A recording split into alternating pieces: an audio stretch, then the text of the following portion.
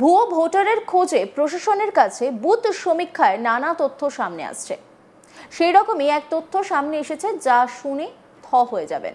ভারতে এসে ভোট দিয়েছেন বাংলাদেশের বিএনপি নেতা। ভারতে এসে ভারতীয়কে বিয়ে করে শাশুড়িকে মা সাজিয়ে ভোটার কার্ড বানিয়েছিলেন, ভোটও দিয়েছিলেন। জানতেই পারেননি স্ত্রীও। অভিযোগ পেয়ে ভোটার তালিকা থেকে নাম কাটাতে উদ্যোগী হলো প্রশাসন। উত্তর 24 পরগনার বাগেই গ্রামের বাসিন্দা সেলফোর মণ্ডলকে বিয়ে করেছিলেন বাংলাদেশের বাসিন্দা রেজাউল মণ্ডল। প্রাথমিকভাবে শেরফুল বুঝতে পারেননি যে তার স্বামী বাংলাদেশি নাগরিক, যদিও পরবর্তীতে জানতে পারে স্বামী বাংলাদেশের বাসিন্দা। তার 3 সন্তানও রয়েছে। সম্প্রতি হাসিনা সরকারের পতন হতেই স্বামী বাংলাদেশে চলে যায়। বড় ছেলে ফিরোজ মণ্ডলও বাবার সঙ্গে বাংলাদেশে পাড়ি দেয়। কয়েকদিন আগেই বাগদা বিডিওর কাছে একটি অভিযোগ আসে। সেই অভিযোগের তদন্ত করতে গিয়ে ফিরোজ এবং তার বাবা রেজাউল বেপাত্তা বলে জানতে পারে প্রশাসন। বৃহস্পতিবার রেজাউলের ভোটার হিয়ারিং থাকলেই তার স্ত্রী উপস্থিত হয়ে জানায় স্বামী ও ছেলে উভয়েই বাংলাদেশে চলে গিয়েছে। স্বামীর বাংলাদেশি নাগরিকত্ব প্রসঙ্গে স্ত্রী সেরফুল মণ্ডল জানাচ্ছেন যে 30 বছর আগে আমাদের বিয়ে হয়। প্রাথমিকভাবে আমি জানতাম না যে স্বামী বাংলাদেশি। আমার মাকে মা বানিয়ে ভোটার কার্ড বানিয়েছিল। বছরখানেক আগে বাংলাদেশ চলে গিয়েছে। পরবর্তীতে আমার বড় ছেলেও বাংলাদেশে চলে গিয়েছে। বিডিও সাহেব বলেছেন স্বামীর নাম কেটে দেবেন, ছেলের ভোটও কেটে দেবেন, কিন্তু আমরা তো ভারতীয়, আমাদের ভোট যাতে থাকে সেই ব্যবস্থা করুন। শেরফুল মণ্ডল রেজাউলের স্ত্রী, তিনি কি বলছেন শুনবো।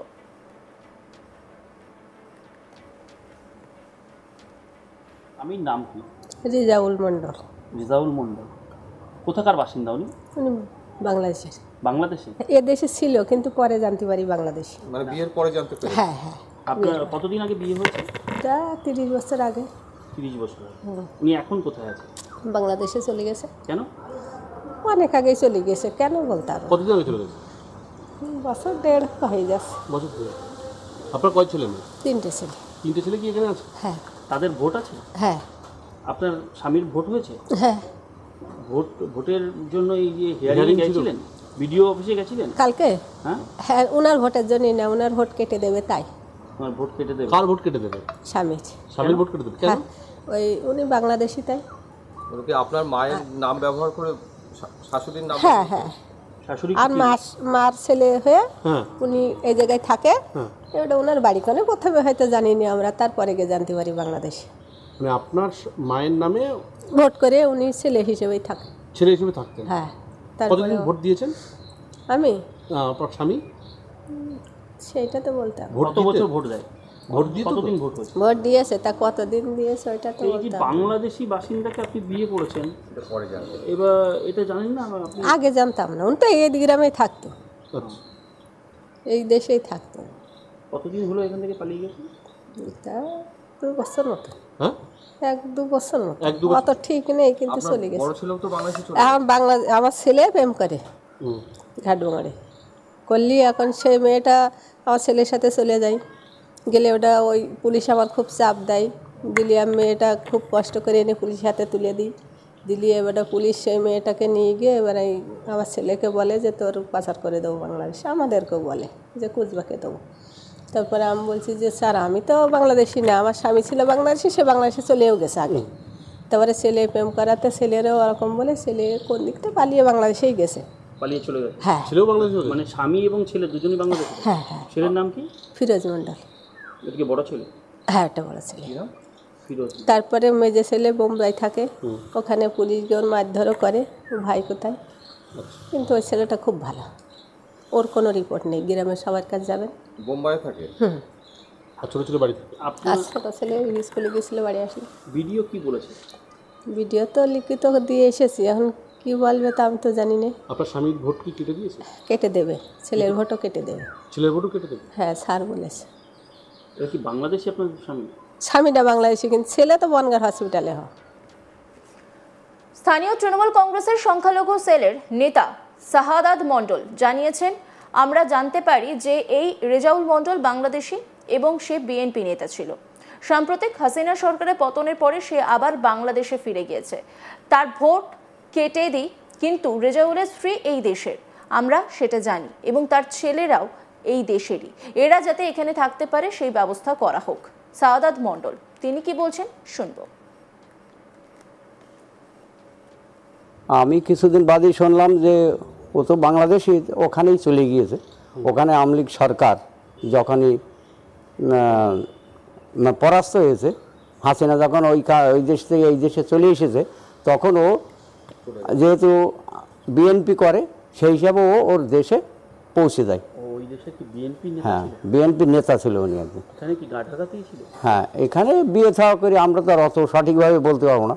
এখানে বিয়ে করেছে, তারপরে এখানে ভোটার হয়েছে, শাশুড়িকে মা বলি যেহেতু ভোটার করেছে, তার জমি জায়গা আছে ওর শ্বশুরের, শাশুড়ির, সেই হিসাবে মেয়েটা আমাদের এখানকার, এই গ্রামেই বাড়ি।